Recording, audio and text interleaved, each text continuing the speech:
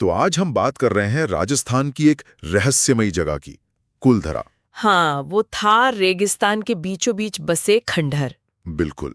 कहते हैं कि कोई 200 साल पहले पूरा का पूरा गांव बस रातों रात वीरान हो गया। सोचिए जरा, एक रात में सब खाली। अजीब है। और आज हम खास तौर पर वहां की एक हवेली के बारे में जानेंगे। उसे लोग विशाप्त हवेली कहते हैं। हाँ, हमारी जानकारी का जो आधार है वो एक लेख है, the whispering Haveli of Kuldhara. सही। तो आज कोशिश करेंगे समझने की कि इस कहानी में क्या है, ये किंवदंतियां कैसे बनती हैं और क्यों ये जगह हमें इतनी आकर्षित करती हैं। बिल्कुल। और स्थानीय लोग तो कहते हैं कि उस हवेली पर कोई गहरा श्राप है, मतलब वहां पंछी तक नहीं जाते। तो सवाल यही उठता है कि उस रात आखिर हुआ क्या था।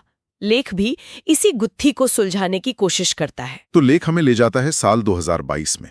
दिल्ली से एक नौजवान है, रेहान शर्मा। पुरातत्व का छात्र। काफी महत्वाकांक्षी। हाँ, वो अपनी टीम के साथ, जिसमें मीरा और देव शामिल थे, कुलधरा पहुंचता है। और जैसा अक्सर होता है, गांव वाले उन्हें चेतावनी देते हैं। बिल्कुल। कहते हैं कि उस हवेली से दूर रहो, पर रेहान वो नहीं मानता। उसने तय कर लिया कि रात वहीं बिताएगा, हवेली के अंदर। शायद वही सच जानने की उत्सुकता, या शायद कुछ साबित करने की चाह। हाँ, और फिर वहीं से वो सब शुरू होता है जिसके बारे में लेख बताता है। अजीबोगरीब घटनाएं। उन्होंने हवेली के आंगन में डेरा डाला, रात हुई और अचानक ठंड बढ़ गई, बहुत ज्यादा। और फिर वो आवाजें, फुसफुसाहटें, किसी अनजानी भाषा में। साथ ही दीवारों से एक अजीब सी धुन गूंजती हुई। ये सुनने में ही कितना डरावना लगता है ना। हाँ, और फिर आधी रात को मामला और बिगड़ता है। रेहान देखता है कि गलियारे के आखिर में कोई खड़ा है। एक महिला का साया। हाँ, राजस्थानी ओढ़नी पहने हुए, पीठ उसकी तरफ थी। उसे लगा मीरा है। उसने आवाज दी होगी। हाँ, पर जैसे ही आवाज दी, उसने पलट कर देखा तो मीरा वो तो उसके पास ही सो रही थी। बाप रे, तो कौन था? पता नहीं।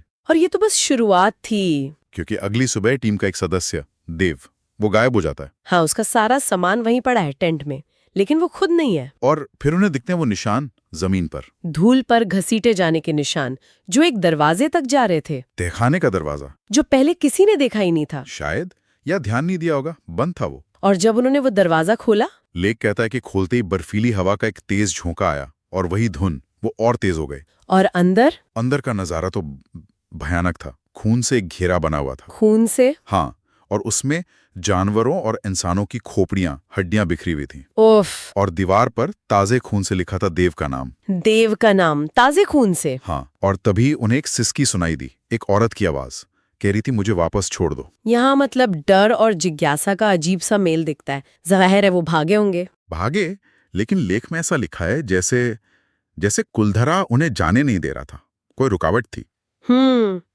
यही शायद वो स्थानीय कहानी सामने आती है। हाँ, पास के गांव में उन्हें एक बूढ़े पुजारी मिले और उन्होंने फिर राज खोला। उस हवेली का राज, चंद्रिका का। हाँ, बताया कि ये हवेली चंद्रिका नाम की एक तांत्रिक जादूगरनी की थी, बहुत शक्तिशाली। और वो स्थानीय मंत्री की प्रेमिका भी थी, है ना? हाँ, लेकिन वो गुप्त रूप से काला जादू करती थी, बच्चों की बलि देकर अमरता पाने की कोशिश। जब गांव वालों को पता चला, उन्होंने क्या किया? उन्होंने उसे जिंदा जलाने की कोशिश की, उसी हवेली में। लेकिन वो मरने से पहले? हाँ, मरने से ठीक पहले उसने वो भयानक श्राप दिया। वही श्राप जिसके कारण कहते हैं कुलधरा वीरान हुआ। बिल्कुल, श्राप था, तुम सब समय के साथ गायब हो जाओगे, इतिहास से तुम्हारे नाम मिट जाएंगे और मेरी आत्मा वो यहीं रहेगी, तब तक जब तक मैं 1000 आत्माओं को पी न लूं। 1000 आत्माएं। और इसी डर से उसी रात गांव वाले सब छोड़कर चले गए, हमेशा के लिए।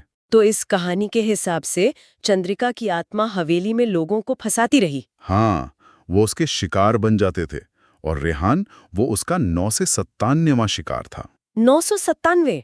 मतलब 1000 पूरे होने में सिर्फ 3 बाकी थे। हाँ, ये सोचकर ही डर लगता है। पर मीरा, वो वापस गई। हाँ, वो डरी हुई थी, पर उसने हिम्मत नहीं हारी। पुजारी से एक गुप्त मंत्र सीखा और अकेले ही उस हवेली में लौट गई। अकेले? ये तो बहुत हिम्मत का काम था। तहखाने में जब वो पहुंची तो उसने रेहान और देव को देखा। मिल गए वो? मिले, पर वो पहले जैसे नहीं थे। उनकी आंखें पीली थीं और वो वही धुन बुदबुदा रहे थे। मतलब वो चंद्रिका के वश में थे? हाँ, और उनके बीच में हवा में तैर रही थी चंद्रिका, बिना उम्र के, नकाब पहने, पैर जमीन पर नहीं थे। ये नज़ारा तो लेख ने काफी खौफनाक बताया है। मीरा ने वो मंत्र पढ़ना शुरू किया। चंद्रिका जोर से चीखी, जैसे पूरी हवेली हिल गई। और फिर जैसे ही मीरा ने मंत्र पूरा किया, वो आत्मा उस पर झपटी और फिर सब काला हो गया। और मीरा का क्या हुआ? अगली सुबह वो रेगिस्तान में मिली, खून और रेत में लिपटी हुई। होश में थी? होश में तो थी, पर उसके आधे बाल सफेद हो गए थे और उसने उसके बाद कभी बात नहीं की। और रेहान और देव? वो कभी नहीं मिले, गायब हो गए। और हवेली? अगले ही दिन एक अजीब सा तूफान आया और वो हवेली ढह गई, जैसे कभी थी ही नहीं। कहानी खत्म, लेकिन हाँ, लेकिन लेख कहता है कि अंत यहाँ नहीं होता। आज भी जो लोग कुलधरा जाते हैं, कुछ लोगों को वो धुन सुनाई देती है। और एक सिसकी, एक औरत की आवाज जो कहती है, बस 3 और आत्माएं चाहिए। ये कहानी वाकई हमें सोचने पर मजबूर करती है कि ऐसी जगह जहाँ खतरा इतना साफ है, फिर भी क्यों लोग वहां जाते हैं? क्या ये सिर्फ रोमांच है, या इतिहास का खिंचाव? या फिर वाकई कोई अनदेखी शक्ति है जो बुलाती है? पता नहीं।